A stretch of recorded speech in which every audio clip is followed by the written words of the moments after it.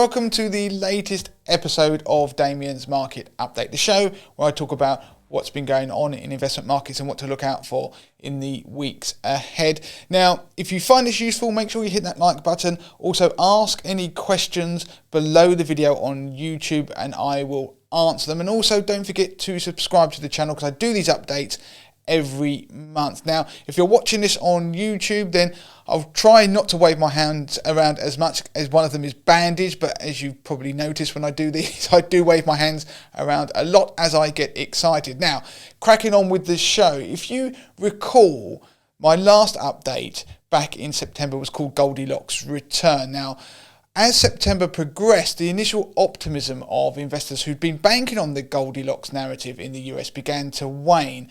The hope that the economy in the US would gracefully sidestep both a recession and aggressive rate hikes was beginning to be put to the test. Now, strong data from the US services sector and the looming spectre of higher inflation began to sow doubts about the Federal Reserve's future ability to hold off increasing interest rates further.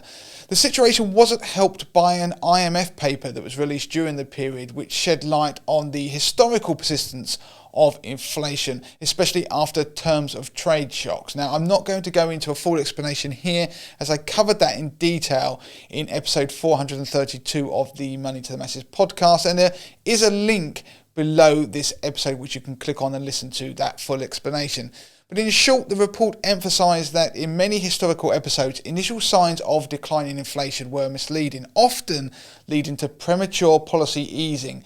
So that means things like cutting interest rates. Now, the insight from the past underscored the challenges central banks face today, suggesting that consistent and tight monetary policy is crucial and therefore likely in addressing high inflation, which is, of course, what we have now. Now, the current surge in the price of oil has also further complicated the landscape, especially given that one of the historic scenarios analysed by the IMF was that of the oil price shock in the late 1970s, which was followed by a second wave of inflation. Now, higher oil prices combined with a rallying US dollar, which surged to a new 2023 high, exerted additional pressure on stock markets, particularly in the US and emerging markets as we headed into October. However, the UK's FTSE 100 did find some respite, benefiting from the higher dollar and surging oil prices due to its exposure to oil stocks and companies with US dollar earnings, which are given a currency boost, which is always nice whenever the pound falls against the US dollar. Now, don't forget, that was pretty much the only stock market that made positive returns during September.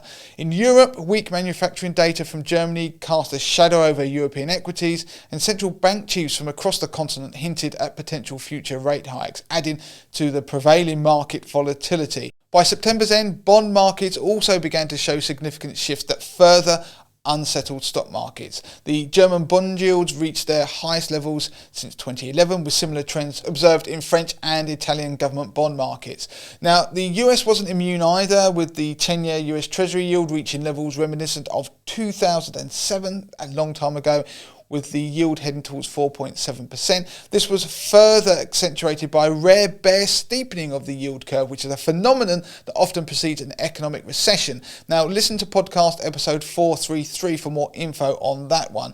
Now, in summary, investors ended September with less faith in that Goldilocks narrative, while becoming increasingly concerned that the only way central banks will end up taming a second wave of inflation is to keep interest rates higher for longer. Now, the worry is that this course of action could end up being what finally crashes domestic economies.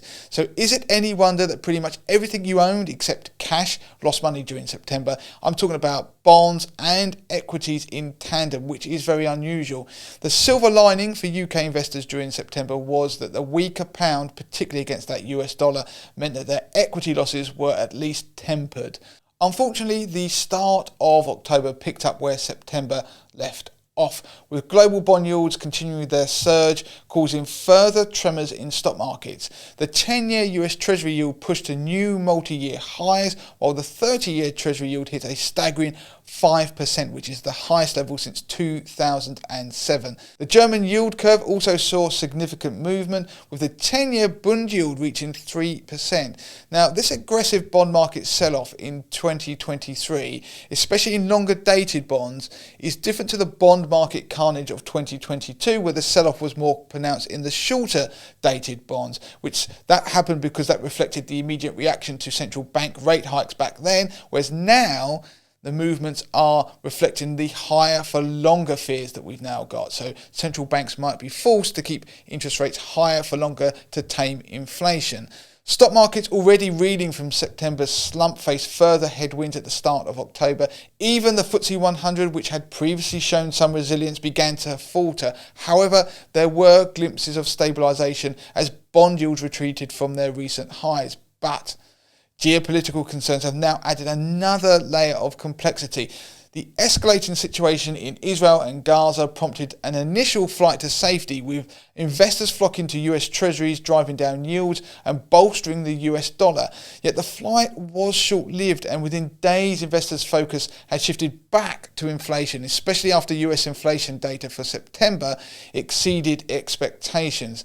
Now, this unexpected data point reignited fears of further interest rate hikes by the Federal Reserve, especially given the backdrop of that strong data from the jobs market in the US. Equity markets typically react negatively to the outbreak of conflicts, but history has shown that such downturns are often followed by rebounds. Now, this pattern held true in the days after the initial attack on Israel, with both the FTSE 100 and the S&P 500 showing signs of recovery. European equities also experienced a boost, buoyed by rumours of potential Chinese economic stimulus measures.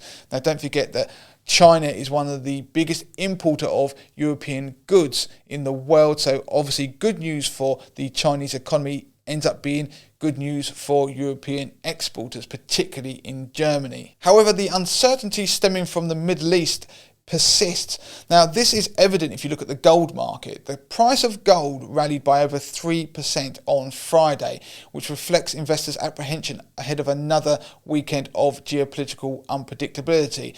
So that rush to gold as a haven asset, we saw that throughout 2022, well, particularly after the initial invasion of the Ukraine by Russia, and that happened until investors' attentions moved elsewhere. So in conclusion, as we approach the middle point of October, investors have one eye on the situation in the Middle East, but the other eye is still firmly focused on economic data, bond yields, the US dollar, and the outlook for central bank policies around the globe. It's also worth mentioning that the Q3 earnings season is getting underway, which is also likely to attract investors' attention.